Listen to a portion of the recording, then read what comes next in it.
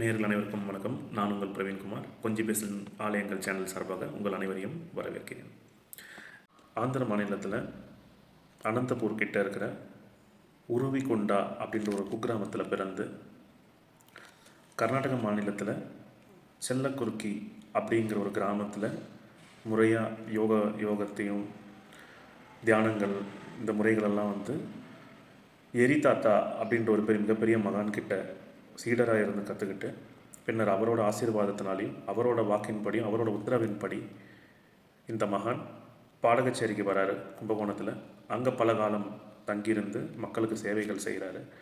பின்னர் அதுக்கப்புறம் பாடகச்சேரியிலிருந்து சென்னையில் இருக்கிற திருவொற்றியூருக்கு வராரு. திருவொற்றியூரில் இருந்து அக்கம் பக்கத்தில் இருக்கிற பல இடங்களில் இவர் நிகழ்த்திய அற்புதங்கள் மிகப்பெரியது. அளப்பரிய நம்ம கற்பனைக்கு எட்டாத அளவுக்கு மிகப்பெரிய சித்துக்களை செஞ்சுருக்கிறார். மக்கள் இவரை நாடி வந்த மக்களுக்கு இல்லைன்னு சொல்லாமல் என்ன உதவி வேணுமோ இந்த மகான் நிகழ்த்தியிருக்கிறார். அது சாதாரண ஜுரமாகட்டும், உயிர் போகக்கூடிய சூழலாக இருக்கிற உயிரை எடுக்கக்கூடிய நோயாகட்டும், மரணத்தோட படுக்கையில் இருக்கிற கடைசி நிமிடத்துலேருந்து அவங்கள காப்பாற்றுறதாகட்டும், இறந்தவங்களை கூட இந்த மகான் உயிர் தெழ வச்சிருக்கிறார் தன்னுடைய அற்புத சக்திகளால். அப்பேற்பட்ட மகானுடைய சில அற்புதங்களை பற்றியும் நம்ம இந்த எபிசோடில் பார்க்க போகிறோம். பாடகச்சேரியில் அக்கம் பக்கத்தில் பார்த்தீங்கன்னாக்கா நிறைய மகான்களுடைய ஜீவசமாதி உண்டு. இங்கே நம்ம ராமலிங்க சுவாமிகள் வரும்போது சாதாரண இடமாக தான் இருந்திருக்கு. இங்கே தங்கியிருந்து ஒரு சின்ன இங்கே மக்கள் அவருக்கு ஒரு வேலை கொடுத்துருக்காங்க. இவர் அவதூதராக எடுத்துக்கிறதா இல்லை ஒரு சன்னியாசியாக எடுத்துக்கிறதான்றது கூட மக்களுக்கு தெரியல. அந்த அளவுக்கு அவருடைய ரொம்ப சாந்தமாகவும் இருந்திருக்காரு. மற்ற சாதுக்களை போல இல்லாமல் இவர் கொஞ்சம் டிஃப்ரெண்ட்டாகவும் இருந்திருக்காரு. அப்போ ஒரு கட்டத்தில் இவருக்கு என்ன பண்ணியிருக்காங்க, அக்கம் பக்கத்தில் இருக்க மக்கள் வேலையை கொடுத்துருக்காங்க. சரி, ஏதாவது வேலை செய்யணுன்ட்டு ஒரு நாள் மாடு மேய்க்கிற வேலை கிடச்சிருக்கு அப்படின்னா அவர் அதையும் செய்யலாம் அப்படின்றது இந்த மாடு மேய்க்கிற வேலையை எடுத்து செஞ்சுருக்கார். அப்படி செய்யும்போது ஒரு நாள் பார்த்திங்கனாக்கா சாயந்தரம் இரவு நேரம் வர்றதுக்கு முன்னாடி பார்த்திங்கன்னா அவருடைய அந்த ஊர் மக்கள் ஒருத்தர் பார்த்துருக்காங்க. அதாவது மாடுலாம் இருக்கே, எங்கே போயிருக்காங்க, மாடு மேய்க்கிறவரை காணுமே அப்படின்னு பார்த்துருக்காங்க. திடீர்னு பார்க்கும்போது பார்த்தோன்னாக்கா 9 துண்டுகளாக இவருடைய உடல் பிரிஞ்சு இருக்கிறத பார்த்து அவங்க பயந்து பதறி அடித்து ஊருக்குள்ளே போயிட்டு யாரோ அவர் கொண்டுட்டாங்க, இது என்ன இருக்குன்னு பாருங்கள் வாங்கன்னு கூட்டத்தை கூட்டிகிட்டு வராங்க. இது நடக்கிறதுக்குள்ளே சாயந்தரம் 6 மணி ஆகிடுச்சு. வழக்கம் போல் பசுமாடுகள்லாம் எல்லாம் வீட்டுக்கு கிளம்பி தானாகவே அதுங்கெல்லாம் போயிட்டுருக்கும்போது ஐயா ராமலிங்க சுவாமிகளும் அதன் கூடவே சாதாரணமாக போய்கிட்டு இருக்காரு கம்பீரமாக நடந்து. இதை பார்த்தோன்னே ஒரு ஆச்சரியம், எப்படிப்பா இப்போ தானே நம்ம பார்த்தோம் 9 துண்டுகள்லாம் வெட்டப்பட்டு இருந்த ஒரு மனிதன் உயிரோடு நடந்து போயிட்டுருக்காரு கண்ணு முன்னாடி அப்படின்னா. இதுக்கு பேர் தான் நவகண்ட யோகம் அப்படின்னு சொல்லுவாங்க. நவகண்ட யோகி பெரிய பெரிய மகான்களுக்கு மட்டுமே வாய்க்கக்கூடிய இந்த ஆற்றல். நம்ம நெரூர் சதாசிவ பிரம்மேந்திர ஐயா அவரும் ஒரு மிகப்பெரிய நவகண்ட யோகி நம்ம கேள்விப்பட்டிருக்கோம். திருவொற்றியூரில் இருக்கிற வீரராக சுவாமிகள் அவரும் நவகண்ட யோகி தான். அந்த வரிசையில் பார்த்திங்கன்னா நம்ம கிண்டிகிட்ட இருக்கிற சாங்க சித்த சிவலிங்க நாயர் என்ற ஒரு மகான் இருக்கார், அவரும் நவகண்ட யோகி. அதே வரிசையில் நம்ம பார்க்கும்போது இன்றைக்கி நம்ம பாடகச்சேரி ராமலிங்க சுவாமிகளும் ஒரு மிகப்பெரிய நவகண்ட யோகி தான். இவருடைய இந்த ஆச்சரியத்தை பார்த்தோன்னே மக்கள் இவர் சாதாரணமான மனிதர் அல்ல, இவர் ஒரு மகான் அப்படின்றத புரிஞ்சுக்கிறாங்க. புரிஞ்சுக்கிட்டவங்க பக்கத்துலேயே ஒரு சின்ன குடில் அமைத்து அவருக்காக தங்கிறதுக்காக எல்லா ஏற்பாடுகளும் செஞ்சு கொடுக்குறாங்க. ஐயாவும் அங்கே இருந்து தங்கியிருந்து பல அவருடைய பூஜை முறைகள் இதெல்லாம் செய்து கொண்டு இருக்கிறார். அப்போ சுவாமிகள் எப்போவுமே ஒரே இடத்துல தங்கியிருக்க மாட்டார். எந்த இடத்துல இருந்தாலும் குறைஞ்சது ஒரு 10-15 நாள் இருப்பார். திருப்பி அங்கேருந்து எங்கேயாவது கிளம்பிடுவார். எங்கே போகிறாரு எங்கே வராருன்றது கூட யாருக்கும் தெரிஞ்சது கிடையாது. ஆனால் சில நேரம் போயிட்டு 6 மாதத்துலேயும் வருவார், 2 நாள்லேயும் வருவார், 2 வருஷம் கழிச்சு கூட வந்திருக்கார். வந்தவர்கிட்ட அவர் கூட பழகிருக்கிறவங்க எதார்ச்சியாக கேட்கும்போது, சுவாமி எங்கே போயிருந்தீங்க அப்படின்னு, மலேசியா போயிருந்தேன், சிங்கப்பூர் போயிருந்தேன், அமெரிக்கா போயிருந்தேன் அப்படின்னு, அங்கே மக்கள் இப்படி இருந்தாங்க, இந்த உடைகள்லாம் கொடுத்தாங்க அப்படின்ட்டு அந்த உடைகள் கூட இன்னமும் பாதுகாக்கப்பட்டு இருக்குது. அதுவும் அவருடைய அந்த பாடகச்சேரியில் நம்ம போனால் பார்க்கலாம். பாஸ்போர்ட் விசா இது எல்லாமே வச்சுருந்தால் கூட இன்றைக்கி அமெரிக்கா போன்ற ஒரு பெருநகரம் போகிறதுன்றது ஒரு சாதாரண விஷயம் கிடையாது. ஆனால் எந்த வசதியும் இல்லாமல் 1920 40 காலகட்டத்தில் சுதந்திரம் வாங்கிறதுக்கு முன்னாடி ஒரு மகான் போயிட்டு வந்திருக்கிறாரு அப்படின்னு சொன்னாக்கா எந்த மார்க்கமாக போயிருப்பாருன்றது 2 நிமிஷம் யோசிச்சு பாருங்கள். எந்த இதுவுமே இல்லாமல் சர்வசாதாரணமாக தன்னுடைய அஷ்டமா சித்திகளால் எல்லா இடத்துலையுமே ஒரே நேரத்தில் பல இடங்களில் இருக்கக்கூடிய சக்தி, தோன்றக்கூடிய ஆற்றல் வந்து இந்த மகானுக்கு வந்து இருந்திருக்கு. இது மட்டும் கிடையாது, தன்னை நாடி வந்த எந்த ஒரு மக்களுக்கும் உதாரணமாக மக்களுக்கு வந்து என்ன அவங்களுக்கு தேவையோ அதை வந்து செய்து கொடுத்துருக்கிறார். இது மட்டும் இல்லை, ஐயா அவருடைய வாழ்க்கையில் வந்து பல புனித தலங்களை வந்து கும்பாபிஷேகம் நடத்தி மறுசீரமைப்பெல்லாம் செய்து வந்து கொடுத்துருக்குறாரு. அதில் நம்ம எல்லாருக்குமே தெரிஞ்ச ஒரு மிகப்பெரிய தலம் நவகிரக ஸ்தலத்தில் இருக்கிற திருநாகேஸ்வரம் கோயிலை வந்து மொத்தமாக வந்து சிதிலமடைந்து இருந்த காலகட்டத்தில் வந்து ஐயா வந்து அவரே முன்னின்று அதை சீரமைச்சு கும்பாபிஷேகம் செய்தார். இன்றைக்கி நம்ம பார்க்குற அந்த கம்பீரமான ராஜகோபுரம் திருநாகேஸ்வரத்தில் இருக்கிறது ஐயாவால் கட்டப்பட்டது தான். திருநாகேஸ்வரம் கோயில்லையும் ஐயாவோட சிலையும் இன்னமும் அந்த கோபுரத்தில் வந்து உண்டு. இந்த கோபுரம் கட்டுவதற்காக திருப்பணிகள் மேற்கொள்வதற்காக அவர் வந்து யாரையுமே வந்து எந்த விதமான கம்பல்ஷனும் எதுவுமே வந்து பண்ணலை. தன்னால் இயன்றதை நம்ம செய்வோம். ஒரு சாதாரண மனிதனாக நம்ம என்ன பண்ணுவோம், ஒரு உண்டியலில் வந்து கலெக்ட் பண்ணுவோம். அதை தான் ஐயாவும் அன்றைக்கி செஞ்சுருக்காரு. ஒரு கையில் ஒரு சின்ன ஒரு சொம்பை கட்டி தன்னோட கழுத்தில் மாட்டிக்கிட்டு தெருவாக மக்கள்கிட்டேருந்து வந்து யாசகம் கேட்டிருக்காரு, உதவி கேட்டிருக்காரு. யார் விருப்பப்படுறாங்களோ அவங்க அதை கொடுத்தாங்கன்னா அதை அவர் ஏற்றுக்கிட்டார். அந்த காசு இங்கே கோயிலில் வந்து சின்ன சின்ன வேலைகள் வந்து செய்துக்கிட்டு இருக்கவங்களுக்கு வந்து கூலியாகவும் சாமி கொடுத்துருக்காரு.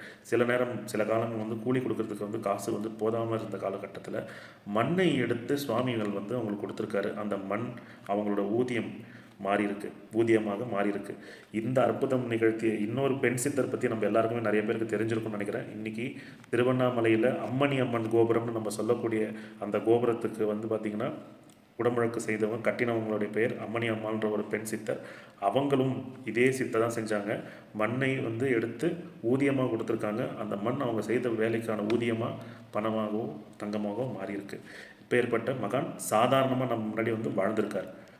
இந்த மகான் நினச்சிருந்தாருனாக்கா தன்னுடைய சொந்த முயற்சியாலே இவ்வளோ சித்துக்களை வச்சு அந்த கோயிலை கட்டியிருக்கலாம். ஆனால் எல்லாருக்கும் எல்லா பலனும் கிடைக்க வேண்டும், எல்லா நல்ல காரியத்தோட தர்ம காரியமும் செய்த பலன்கள் கிடைக்க வேண்டும்ன்ற ஒரே நோக்கத்தினால ஒரு சாதாரணமாக எல்லார்கிட்டேருந்தும் வந்து கேட்டு பண்ணியிருக்கார். இது வந்து இவருடைய ஒரு எளிமையான அவருடைய ஒரு குணத்தை வந்து நமக்கு காட்டுது. சென்னால் திருவொற்றியூர் ஐயா அங்கே அவருடைய அந்த இடத்துல இருக்கும்போது பார்த்திங்கனாக்கா ஒரு மிராக்கல் நடக்குது. என்ன மிராக்கல் அப்படின்னு பார்த்திங்கனாக்கா, அந்த காலகட்டத்தில் வந்து ஒரு பிரிட்டிஷ் ஆண்ட காலகட்டத்தில் லண்டனில் வேலை செய்கிற ஒரு டாக்டர், இந்தியர் தான். அவங்களுடைய குடும்பம் வந்து இங்கே இருக்குது. பிரபலமான ஒரு குடும்பம், ஒரு டாக்டர் அவர். அவருக்கு வந்து பார்த்திங்கன்னா எந்த விதமான கடவுள் நம்பிக்கையோ எதுவுமே வந்து கிடையாது. அவங்களோட குழந்தைக்கு வந்து பார்த்திங்கன்னா பிறந்த குழந்தைக்கு வந்து பார்த்திங்கனாக்கா இல்லை அவங்களோட மனைவிக்கு வந்து 11 ஆண்டு காலமாக வந்து குழந்தை இல்லை. எவ்வளவோ ட்ரீட்மெண்ட் பண்ணியும் எந்த விதமான ஒரு ரிசல்ட்டும் அவங்களால கண்டுபிடிக்க முடியல. அப்படி ஒரு காலகட்டத்தில் வந்து மகானை எதர்ச்சியாக வந்து அவங்க வந்து சந்திக்கிறாங்க. அவங்க மனைவி அவரும் ஐயாவும் வந்து ஆசீர்வாதம் பண்ணி அனுப்புகிறாரு. அவங்களுக்கும் வந்து பார்த்திங்கன்னா அடுத்த 3 மாதத்தில் கர்ப்பமாகறாங்க, குழந்தையும் பிறக்குது. ஆனால் பிறந்த குழந்தை பார்த்திங்கன்னா இன்றைக்கி கூட வந்து ரொம்ப ஒரு ரேர் கேசஸில் நம்ம பார்க்க முடியும். ப்ளூ ஹார்ட் சிண்ட்ரோம் அப்படின்னு சொல்லுவாங்க, நீல இதய குழந்தை அப்படின்னு சொல்லுவாங்க. இந்த குழந்தை வந்து இந்த ஒரு சிண்ட்ரம் இருந்ததுன்னா குழந்தையை காப்பாற்றுறதுக்கு கஷ்டம். ஏன்னா அவங்க வந்து இதய கோளாறு காரணமாக வந்து காப்பாற்ற முடியாது அப்படின்ற ஒரு சூழ்நிலை இருக்குது. ஆனால் அன்றைக்கி அந்த அளவுக்கு மருத்துவ வசதிகள் இல்லைனாலும் சுவாமிகள்கிட்ட வந்து கொண்டு வராங்க. சுவாமி பார்க்குறாரு, தாயோட கதறில் கேட்குறாரு. குழந்தையை தன்னோட மடியில் வாங்கி ஆசையாக வாங்கி மந்திரம் ஜெபிச்சு விபூதி உடல் முழுக்க தடவி திருப்பி அந்த குழந்தையை வந்து அந்த தாயார்கிட்ட கொடுக்குறாரு. இனிமேல் உங்களோட குழந்தைக்கு எந்த விதமான நோயும் வராது அப்படின்னு நீங்கள் நினச்சிட்டு போங்க அப்படின்னு சாமி சொல்கிறாரு.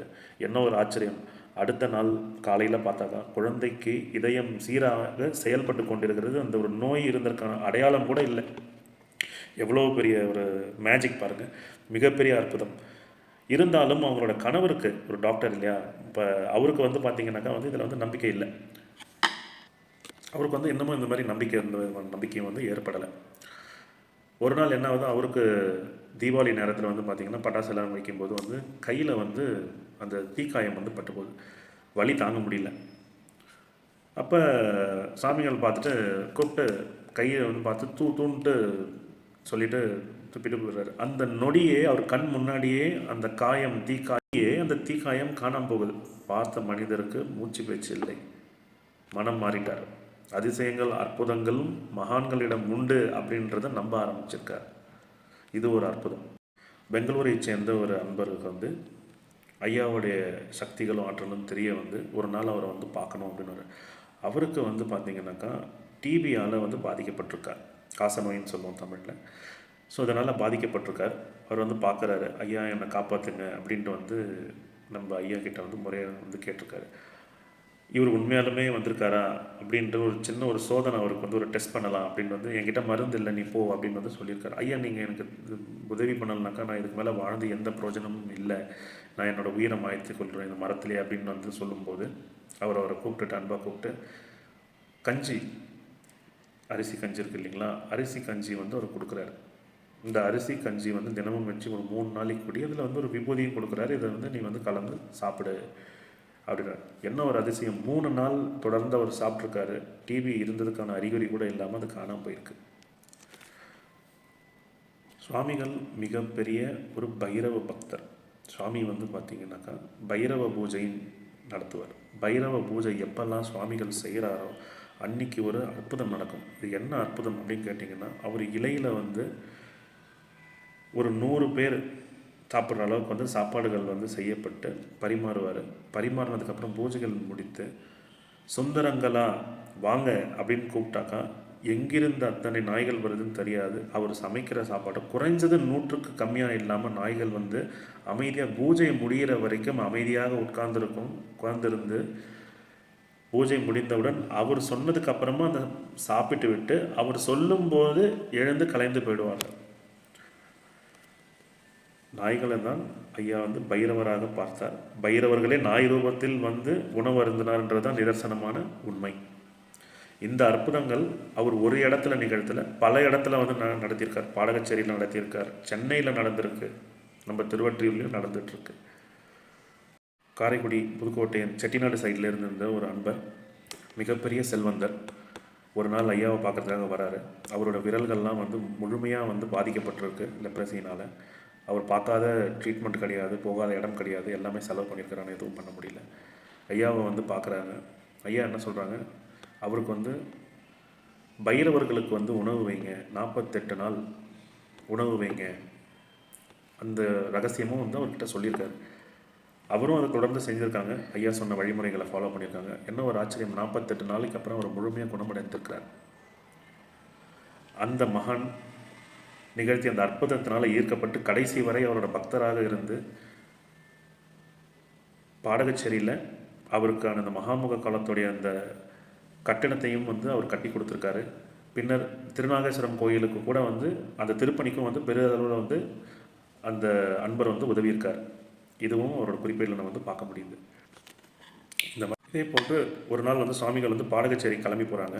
அங்கே இருக்கிற முக்திகுல மண்டபம், சுவாமிகள் எப்பவும் அங்கே தான் தங்கியிருந்து பூஜைகள் தவங்கள்லாம் செய்வார். அப்போ அங்கே வந்து தங்கியிருக்கிறாரு. அந்த காலகட்டத்தில் வந்து கும்பகோணத்துக்கு போயிருக்கும்போது அங்கே இருந்த முனிசிபல் சேர்மன், கும்பகோணத்து நகர சேர்மன் இருக்கார் இல்லைங்களா, அவருடைய மனைவி வந்து இறந்து போயிடுறாங்க.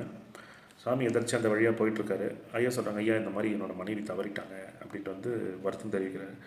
சுவாமிகள் பார்க்குறாரு.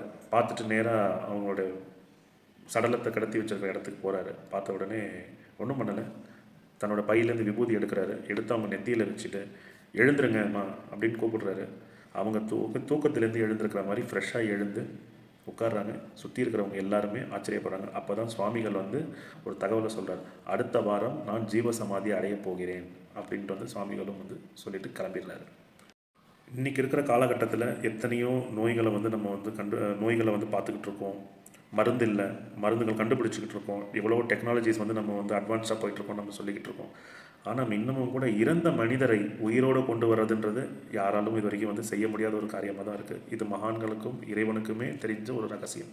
இந்த மாதிரி மகான்களோட ஆலயங்களை வந்து நம்ம வந்து தரிசனம் செய்யும்போது அவங்க ஜீவசமாதி நிலையில் இருந்தாலும் நமக்கு அவங்க நம்மளுடைய தேவைகள் என்ன அப்படின்றது தெரிந்து நமக்கு ஆசீர்வாதம் செய்யும்போது நம்மளுடைய பிரச்சனைகள், மனபாரங்கள் நீங்குகிறது அப்படின்றது நிதர்சனமான ஒரு உண்மை. மகான்கள் ஒரே நேரத்தில் பல இடங்களில் வியாபிக்கக்கூடியவங்க. பாடகச்சேரியில் நீங்கள் அங்கே போய் வேண்டினாலும் சரி, திருவொற்றியூரில் போய் வேண்டினாலும் சரி, இன்றளவும் மக்கள் அவர் நடத்தி கொண்டிருக்கிற அதிசயங்களும் சித்துக்களையும் அனுபவித்து கொண்டிருக்கிறார்கள். இந்த வீடியோவை பார்த்து கொண்டிருக்கிற நேயர்கள், அன்பான நேயர்கள் அனைவருக்கும் நான் சொல்கிறது என்ன அப்படின்னு கேட்டிங்கன்னா, தீராத நோய்களால் பாதிக்கப்பட்டிருக்கீங்க உங்கள் குடும்பத்தில், தீர்க்கவே முடியாது, இதுக்கு மருந்தே கிடையாது, விஷ ஜுரங்கள் நம்ம நிறைய கேள்விப்பட்டிருக்கோம், என்ன ஜுரம்னே தெரியலங்க இந்த மாதிரி இருக்குது அப்படின்னா, இந்த மாதிரி என்னன்னே பேர் சொல்றது கூட தெரியாத அளவுக்கு இருக்கிற நோய்கள், தீராத விஷயங்கள், இல்லை இது கடவுள் தான் காப்பாற்றணும் எங்கள் கையில் ஒன்றுமே இல்லைன்னு கைவிடப்பட்ட விஷயங்கள், பிரச்சனைகள், குடும்ப பிரச்சனைகள், இந்த மாதிரி எந்த ஒரு விதமான ஒரு இக்கட்டான சூழ்நிலையாக இருந்தாலும் சரி, ஐயாவை ஒரு தடவை வந்து தரிசனம் பண்ணுங்கள். அவரோட ஜீவசமாதி போய் மனமுருகி வேண்டுங்க. அவருடைய கருணை பார்வை பட்ட அந்த மாத்திரமே நிச்சயமாக தீர்வு கிடைக்கும். இதில் எந்த விதமான சந்தேகமும் கிடையாது. ஆகலால் மக்களே, நம்ம திருவொற்றியூர் பக்கத்தில் பட்டினத்தாருடைய ஜீவசமாதிக்கு மிக அருகாமையில் தான் ஐயாவுடைய ஜீவசமாதி இருக்கிறது. எல்லாரும் சென்று நலம் பெற வேண்டும் என்று வேண்டிக் கொள்கிறேன். நன்றி, வணக்கம்.